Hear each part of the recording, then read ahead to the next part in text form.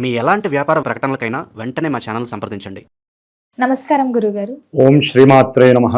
గురుగారు, ముఖ్యంగా ఈ రోజులలో చాలా మంది చాలా పారాయణాలు చేస్తున్నారు. ముఖ్యంగా చూసుకుంటే ఈ రోజులలో లలిత సహస్రనామం చాలా మంది చదువుతున్నారు. ఒకప్పుడు చూసుకుంటే అసలు చాలా మందికి తెలియదు లలితమ్మ వారి గురించి. ఇప్పుడు చాలా మంది నేర్చుకుని మరి చదువుతున్నారు. కానీ చాలా మందికి ఆ విధి విధానాలు ఏంటి, ఎలాంటి పొరపాట్లు చేయకూడదో చాలా మందికి తెలియదు. అసలు నిజంగా లలిత సహస్రనామం పారాయణం చేయాలంటే ఎలాంటి నియమాలు పాటించాలంటారు? ఏ రోజున ప్రారంభిస్తే మంచి జరుగుతుందంటారు? ఓం అరుణాం కరుణాతరంగితాక్షీం ధృతపాశాం కుశపుష్పబాణచాపాం అనిమాధిభిరావృతాం మయూఖైః అహమిత్యేవ విభావయే భవానీం.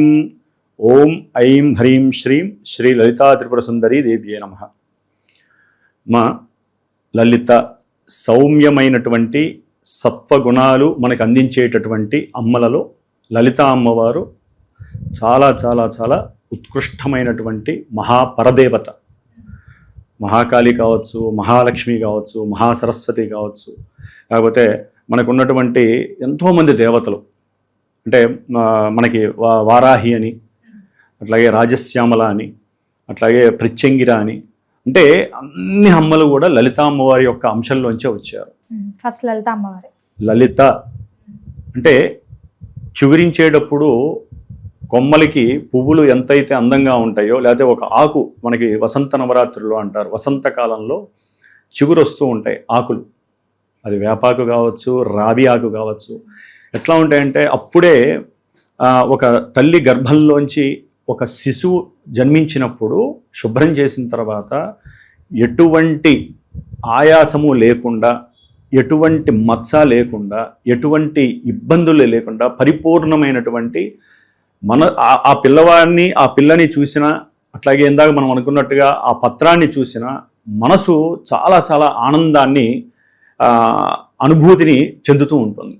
అట్లాగే లలిత అమ్మవారిని ఎవరైతే ఉపాసిస్తారో, ఇదేంటంటే అమ్మ మనకి వశిన్యాది వాగ్దేవత ఋషులు, వీరికి అట్లాగే మనకి హయగ్రీవుడు అగస్త్యుల వారికి ఆయన ఈ అమ్మవారి గురించి ఇది గుప్తంగా చేసుకోవాల్సినటువంటి నామాలు అని చెప్పి ఉన్నారు. కానీ కాలక్రమంలో కలికాలంలో మరి గుప్తంగా ఉన్నటువంటివి ఎన్నో రకాలైనటువంటి మంత్రాలన్నీ కూడా బయటకు వచ్చేస్తున్నాయి. అంటే రహస్యంగా ఉండాల్సినవి ఇది రహస్యపూర్వకమైనటువంటిది ఈ లలిత అమ్మవారు. లలిత సహస్రనామం కూడా లలిత రహస్యోక్త ప్రోక్తము అంటారు. అదేని ఎందుకని మరి కలికాలంలో అంటే వాయా వరసలు ఉండట్లేదు, మంచి చెడు అనేదానికి సంబంధం తెలియట్లేదు. అసలు మనం ఏం చేస్తున్నామో మనకే అర్థం కానటువంటి పరిస్థితుల్లో ఇప్పుడు గోప్యంగా కొన్నే ఉంచుకోవాలి, అట్లా గోప్యంగా కొన్ని మంత్రాలు లేకపోతే ఇలాంటి నామాలు కొంతమందికే వర్తిస్తాయి అనుకుంటే ఈ కలిపురుషుడు ప్రపంచాన్ని బీభత్సం చేసి నాశనం చేస్తాడు. అందుకని చెప్పి ఋషులు ఈ లలితా సహస్రనామాన్ని అందరూ పఠించవచ్చు, అయితే అక్షర లోపం లేకుండా, పదము అనేటటువంటిది లోపం లేకుండా ఒక గురువు ద్వారా ఒక 11 రోజులో 21 రోజులో ఈ యొక్క లలితా సహస్రనామాన్ని అంగన్యాస కరన్యాసాలు ఉంటాయి, ధ్యానపూర్వకంగా అమ్మవారికి పంచోపచార పూజలు అని ఉంటాయి. అంటే మనం ఏ అక్షతలు, ఎటువంటి అగరబత్తీలు, ఎటువంటి నివేదనలు పెట్టక్కర్లా, ఆసనం వేసుకొని కూర్చొని వీరి యొక్క జన్మతార ఏదైతే ఉంటుందో ఆ తారకి ఆ రోజు ఏదైతే నక్షత్రం ఉందో ఆ నక్షత్ర తారాబలం కలిస్తే చాలు. ఎందుకంటే తారలందరికీ అధిపతి చంద్రుడు, అంటే నక్షత్రాలు అంటాం కదా, చంద్రుడు. మరి ఆ చంద్రుడు అమ్మవారి యొక్క స్వరూపాన్ని తెలియజేస్తూ ఉంటాడు. ముఖ్యంగా దాంట్లో పౌర్ణమి చాలా విశిష్టమైనటువంటిది. మనకున్నటువంటి కళలు 30 కళలు, వాటిల్లో శుక్లపక్షంలో 15 కళలు, కృష్ణపక్షంలో 15 కళలు. పౌర్ణమి వస్తుంది శుక్లపక్షంలో, శుద్ధ పౌర్ణమి అంటారు. బహుళపక్షంలో అమావాస్య వస్తుంది. రెండిటికి చాలా విశేషమైనటువంటి ఫలితం ఉంటుందమ్మా. కాకపోతే పౌర్ణమి రోజున ఈ అమ్మవారి ఆరాధనలు ఎక్కువగా చేస్తారు. అంటే హోమాలలో మనకి లలితా సహస్రనామ హోమం చేస్తారు, లలితా అష్టోత్తరం ఉంటుంది. లలితా అష్టోత్తరాన్ని నిత్యము చదివినట్లయితే కనుక ఇక వారికి సౌభాగ్యమే ఇంట్లో నిలబడి ఉంటుంది. సౌభాగ్యం అంటే అన్ని అష్టైశ్వర్యాలన్నీ కూడా. లలితా సహస్రనామం అనేటటువంటిది అన్నిటికన్నా గొప్పదైనటువంటి నామాలకి అధిష్టాన దేవత అమ్మవారు. దీన్ని పురుషుల స్త్రీల చదవాలా అనేది ఏమీ తారతమ్యం లేదమ్మా. తారాబలం అనుసరించి ఒక గురువుని ముందు, అది దేవాలయంలో కావచ్చు, లేకపోతే స్త్రీమూర్తుల్లో చాలామంది కొన్ని సంవత్సరాలు చేసి ఉంటారు. ఇప్పుడు మనకి ఫోన్లలో కూడా కొన్ని యాప్స్లో ఎవరో ఒకళ్ళు చక్కగా చెప్తున్నారు, వివరంగా చెప్తున్నారు. అటువంటి వాళ్ళ ద్వారా అయినా సరే మీ తారాబలాన్ని చూసుకొని చక్కగా అమ్మవారికి నమస్కారం చేసుకొని, అమ్మ ఈ దేహమంతా కూడా ఉన్నటువంటి నవనాడులు కావచ్చు, లేకపోతే దేహంలో ఉన్నటువంటి ప్రతి అవయవము నీ ద్వారా వచ్చిందే కాబట్టి వాటన్నిటికీ కూడా నీ యొక్క నామస్పర్శ ద్వారా అవి పునీతం అవ్వాలి. నాలో హరిషడ్వర్గాలు కామ క్రోధ లోభ మోహ మదమాత్సర్యాలు అనేటటువంటి హరిషడ్వర్గాలన్నీ కూడా తొలగిపోవాలి. అట్లాగే నాకున్నటువంటి పూర్వజన్మ కర్మలు, ఈ జన్మ కర్మల్లో నేను చేసుకున్నటువంటి పాపాలన్నీ కూడా తొలగిపోయి ప్రతి నామము నాకు ఒక ఎనర్జీని ఇవ్వాలి. అది అంటే మనం ఏదైతే మనసుతో కానీ నోటితో కానీ చర్చించుకుంటామో ఎదురుకుండా దేవుడు ఎవరో ఉండరమ్మా.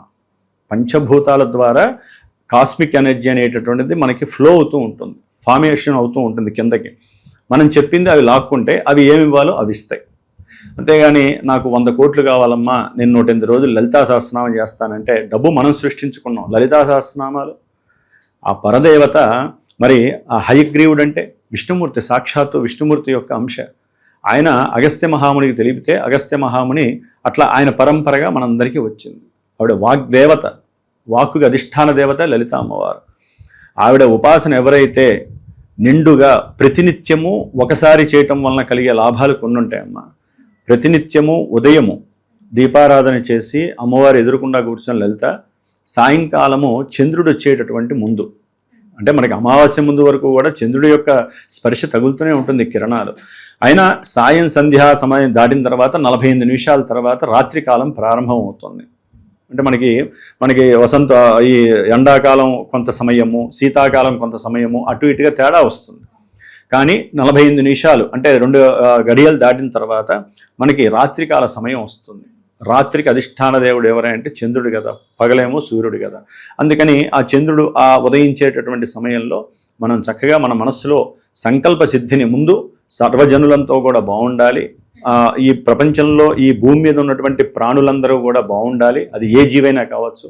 ముఖ్యంగా సర్వమానవాళికి ఉత్తమమైనటువంటి చైతన్యాన్ని ప్రసాదించమనాలి. శ్రీమాత శ్రీ మహారాజ్ఞి శ్రీమత్ సింహాసనేశ్వరి. అసలు శ్రీమాత అంటే ఆవిడని మించిన తల్లి ఇంకొకరు లేరండి. ఆవిడని మించినటువంటి తల్లి ఇంకొకరు లేరు. ఆ గాయత్రీదేవైనా అంతే, అట్లాగే సావిత్రీదేవైనా అంతే. మనకి సంధ్యావందనంలో దేవతలు వస్తారు, వాళ్ళందరికీ కూడా ఆవిడే అధిష్టాన దేవత. అట్లాగే భగలాముఖి అని, శ్రీ మహావిద్యలని ఇవన్నీ ఉంటాయి. వాళ్ళందరికీ కూడా అంటే అవేంటంటే కామ్య ప్రయోగాలని ఉంటాయమ్మా. లలిత కామ్య ప్రయోగం కాదు, మానసికంగా మనం చేసుకుంటే మనకి మనోవృద్ధి కలుగుతూ ఉంటుంది. మనసులో ఎప్పుడు కూడా పవిత్రమైనటువంటి భావనలు, ముఖంలో సౌందర్యము, తేజస్సు, ఉన్నతమైనటువంటి వాక్సిద్ధి, శ్రవణ శక్తి పెరిగి మనం ఏదైతే అనుకుంటామో, కోరుకోవటం వేరు అనుకోవటం వేరు. అనుకునేదాంట్లో కోరుకోవడం ఏంటంటే మన వరకే, అనుకోవడం ఏంటి, వాళ్ళు బాగుండాలి వీళ్ళు బాగుండాలి, అది కోరుకోంగా అనుకుంటాం. అందరూ బాగుండాలి అనుకున్నది ఏంటంటే ఆవిడ వెంటనే సిద్ధింపజేస్తుంది. అట్లాగే ఈ లలితా సహస్రనామము ముఖ్యంగా మనకున్నటువంటి 12 మాసాలు, చైత్రాది ఫాల్గుణ మాసాలలో ముఖ్యంగా వైశాఖ పౌర్ణమి, ఆషాఢ పూర్ణిమ, శ్రావణ పూర్ణిమ, కార్తీక పూర్ణిమ, అట్లాగే మార్గశిర పూర్ణిమ, మాఘ పూర్ణిమ. అంటే ఈ మాఘ పూర్ణిమ రోజున చాలా విశేషం. అంటే చంద్రుడు మఖానక్షత్రంలో ఉండి సింహరాశిలో ఉండి ఆ యొక్క చంద్రస్పర్శ మాఘమాసంలో వచ్చేటటువంటి పౌర్ణమికి చాలా విశేషం ఉంటుంది. కొన్ని పౌర్ణాలకి ఏంటంటే మనకి ఈ చంద్రగ్రహణాలు వస్తూ ఉంటాయి. ఈసారి అలాంటివి ఏమీ లేవు కాబట్టి ఈ మాఘ పౌర్ణమి రోజున ఎవరైతే అమ్మవారికి సాయంత్రం పూట చక్కగా చంద్రుడిని దర్శనం చేసుకొని, ఒక్కటమ్మా అది స్త్రీలు, చిన్నపిల్లలైనా పెద్దవాళ్ళైనా లేకపోతే వితంతువులైనా లేకపోతే పురుషులైనా ఎవరైనా సరే అమ్మవారిని ఆరాధించటంలో ఎక్కడా కూడా మేము చెయ్యవచ్చా అనే ప్రశ్న అసలు వేయకూడదు. చదవగలిగే శక్తి కరెక్ట్గా ఉండాలి. ఆ పదాలు కూడా ఒక్కొక్క పదంలో 4 ఉంటాయి, అట్లా ఒక లైన్లో 4 ఉంటాయి. అమ్మవారికి సంబంధించినటువంటి శ్రీమాత శ్రీ మహారాజ్ఞి శ్రీమత్ సింహాసనేశ్వరి చిదగ్నికుండ సంభూత దేవకార్య సముజ్జత, ఇట్లా చక్కగా అందంగా చదువుకోవాలి. కొంతమంది శ్రీమాత శ్రీ మహారాజ్ఞి శ్రీమత్ సింహాసనేశ్వరి చిదగ్నికుండ అస్సలు అట్లా చదివే వాళ్ళు చదవకండి దయచేసి. దానివలన అమ్మవారు అవమానింపబడుతుంది.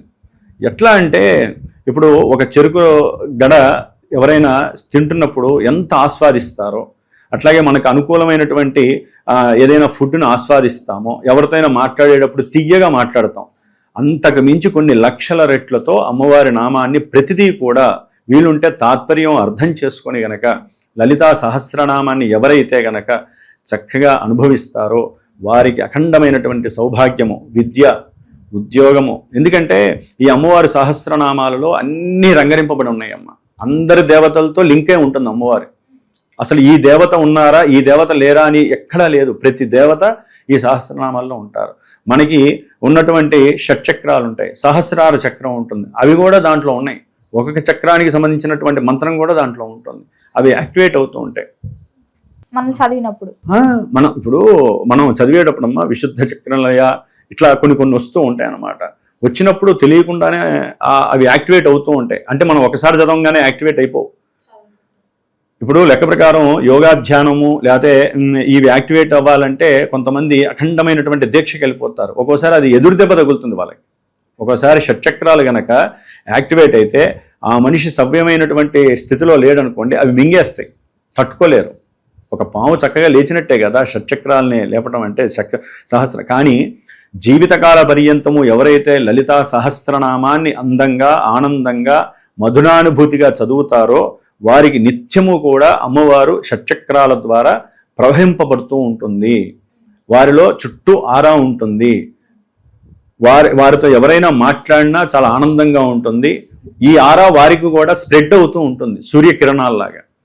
అంటే శక్తి అనేది వీరి ఒక్కరికే కాదమ్మా. లలిత ఎవరైతే చదువుతారో ఆ శక్తి ఎవరైతే వాళ్ళ ముందు నుంచున్నా, వాళ్ళతో కూర్చొని మాట్లాడుతున్నా తెలియకుండానో ముఖం ద్వారానో, శిరస్సు ఒక వాక్కు ద్వారానో, లేకపోతే వీరి యొక్క శరీర స్పర్శ ద్వారానో, లేకపోతే వీరి ద్వారా ఏదైనా తీసుకున్నా ఆ యొక్క స్పర్శ అనేది వెళ్ళిపోతూ ఉంటుంది. ఆరా అనేటటువంటిది అంటే శుభం. కాబట్టి లలితా సహస్రనామాన్ని ఆనందంగా ప్రతి ఒక్కళ్ళు ప్రతినిత్యము 3 పూట్ల, పొద్దున, మధ్యాహ్నము, రాత్రి 3 పూట్ల చదివితే గనక దానికి తిరుగులేదని శాస్త్రవచనం. ఈవినింగ్ ఒక్కసారైనా సరే, భోజనంతో పని లేదు, భోజనం చేసినా దీనికి తప్పు లేదు, టిఫిన్ చేసినా తప్పు లేదు.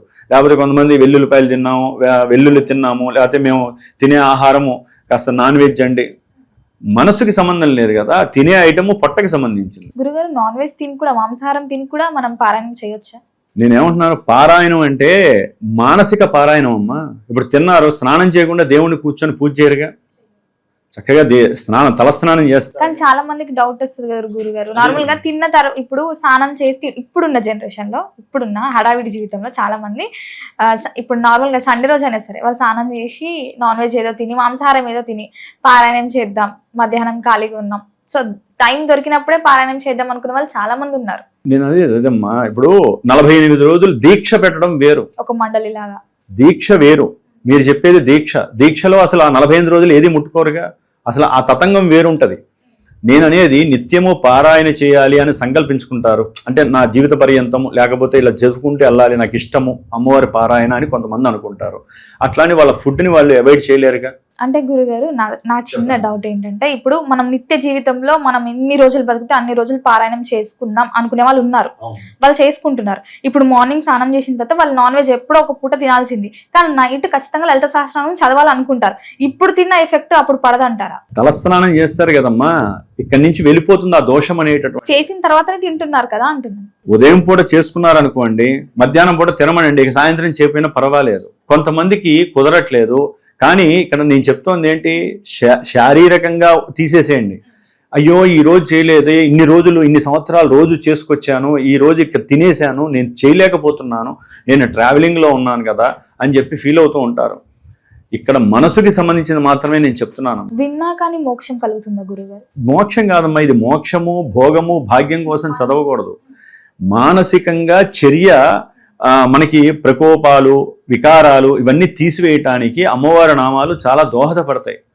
చాలా విశేషమైనటువంటి దివ్య ఫలితానుభూతి అనుభవిస్తూ ఉంటారు. నేను అనేది ఏంటంటే, గబాల్లో ఉదయం నుంచి వీళ్ళు ఏదో తినేశారు, అయ్యో ఈరోజు చదవలేదనే మానసికంగా వీళ్ళు చాలా ఇబ్బంది పడుతూ ఉంటారు. దానివల్ల కొంతమందికి అనారోగ్యాలు వస్తూ ఉంటాయి. అంటే అలవాటు పడిపోతారు కదా. కొంతమంది చిన్నపిల్లల్ని మా పిల్లాన్ని చూడలేదు ఇవ్వాలని టెన్షన్ పడుతూ ఉంటారు కదా. అట్లాగే అమ్మవారి పారాయణ చేయలేదని ఎవరైతే టెన్షన్ పడుతున్నారో వారు ఇవన్నీ పట్టించుకోకుండా తలస్నానం చేయండి. తలస్నానం లేదు, అది కూడా కుదరలేదు, మనసుకి శరీరానికి సంబంధం పెట్టకూడదు అక్కడ. చదవటానికి అమ్మవారి ఓకే, మీకు చదవటానికి ఇబ్బందిగా ఉంది, చెవిలో పెట్టుకోండి.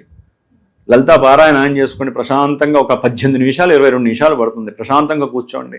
అవి లోపలికి వెళ్తే నోటి ద్వారా కానీ కళ్ళ ద్వారా కానీ చెవుల ద్వారా కానీ అమ్మవారి పారాయణని మనం నెమరు వేసుకోవచ్చు, లోపలికి స్వీకరించవచ్చు. అన్నిటికీ ఒకటే, మీరు ఏది చేసినా మన మనసు బుద్ధి ఉత్తేజపడుతూ ఉంటాయి కదా.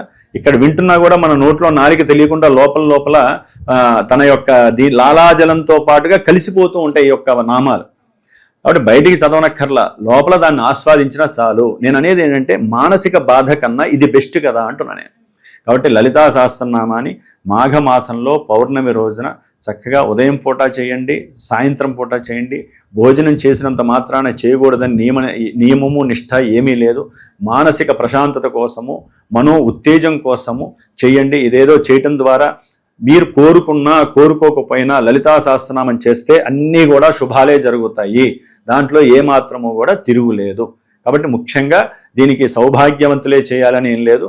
అందరూ కూడా ప్రశాంతంగా అమ్మవారిని ఆరాధన చేసుకొని ఆ హయగ్రీవుడు ఏ విధంగా అయితే నామాలని చక్కగా ఇచ్చారో ఆ విధంగా చదువుకొని అందరూ కూడా ఆనందంగా అష్టైశ్వర్యాలతో సౌభాగ్య సిద్ధితో వర్ధిల్లాలని ఆ లలితా అమ్మవారు సర్వమంగళ మాంగళ్యే శివే సర్వార్థ సాధికే శరణ్యే త్రయంబకే దేవి నారాయణి నమోస్తుతే లలితా పరదేవతాయే నమః.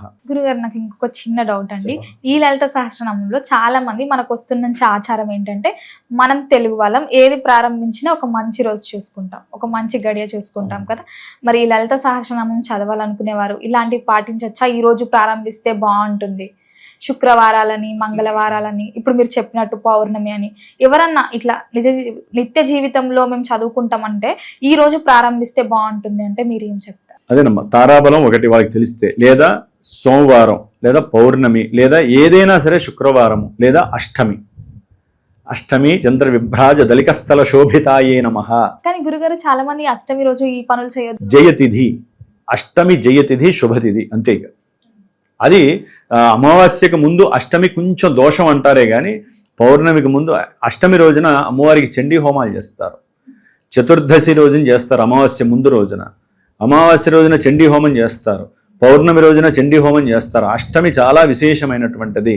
కాబట్టి పౌర్ణమికి ముందు వచ్చే అష్టమి కానీ లేదా శుక్రవారం కానీ సోమవారం కానీ లేదా మనకి పౌర్ణమి రోజున కానీ చేయటం ద్వారా శుభం జరుగుతుంది. అది గురుగారు, ఇప్పుడు మీరు అన్నట్టే పౌర్ణమి రోజు ఎవరైతే ఈ లలిత సహస్రనామం చదువుకుంటున్నారో వాళ్ళు మరి లలిత అమ్మవారికి నైవేద్యాలు ఏం సమర్పిస్తే బాగుంటుందంట?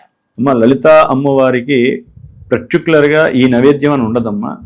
ఈ లక్ష్మీదేవికైనా లలిత అమ్మవారికైనా గౌరీదేవికైనా శ్రావణ మాసంలోనైనా దేనికైనా సరే పరమాన్నము, అన్నం పరబ్రహ్మ స్వరూపము. మనకి అందరూ తిని బతికేది ఆ బియ్యంతోనే కాబట్టి అమ్మవారు ఆ చంద్రుడి యొక్క స్వరూపమే బియ్యం, ఆవు పాలు లేదా మామూలు పాలు దొరికిన దాన్ని బట్టి. అట్లాగే కొంతమంది దాంట్లో బెల్లం వేస్తారు, బెల్లం వేయడం ద్వారా కొన్ని ఘోషలు దోషాలు పోతాయి.